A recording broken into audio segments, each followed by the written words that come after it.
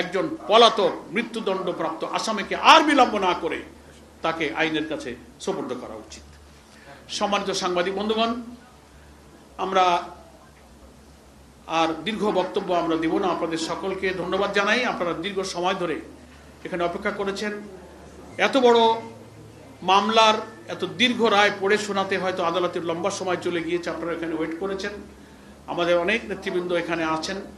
আমি আপনাদের সকলকে আবারও বাংলাদেশ জামাত ইসলামীর পক্ষ থেকে মোবারকবাদ জানিয়ে মহান আল্লাহ তাআলার প্রতি কৃতজ্ঞতা জানাই যে এই বঞ্চিত মজলুম জাতি অত্যাচারী শাসকের হাত থেকে রেহাই পেয়েছে।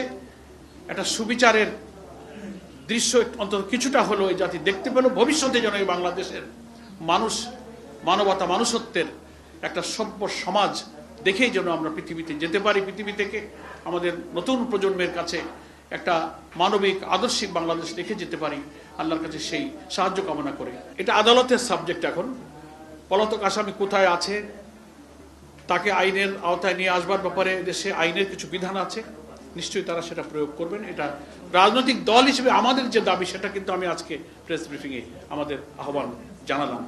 এর বেশি পলিটিক্যাল পার্টি হিসেবে আমাদের বেশি কিছু করণীয় নেই। আমরা সরকারকে, আদালতকে ব্যাপারে দল হিসেবে যতটুকু আমাদের দায়িত্ব থাকবে আমরা সহযোগিতা করব। সরকার রাজনৈতিক দলের নয়। এখন বিচার ব্যবস্থা স্বাধীন। কোনো পলিটিক্যাল পার্টি ট্রাইব্যুনালের উপরে হস্তক্ষেপ করার কোনো সুযোগ নেই। এখন কোনো রাজনৈতিক দল তো ক্ষমতায় নাই, কিন্তু সে সময় তারা নগ্নভাবে হস্তক্ষেপ করেছে। আপনারা আজকে রায়ের মধ্যে দেখেছেন তো শেখ হাসিনা ওই সময় কিভাবে ডিকটেট করছে, আমি ওকে ফাঁসি দেবো, যেমন এই করব সে করব। আমি প্রধানের সাথে কথা বলেছি, কি সব ভাষায় তার ডিকটেশনগুলো।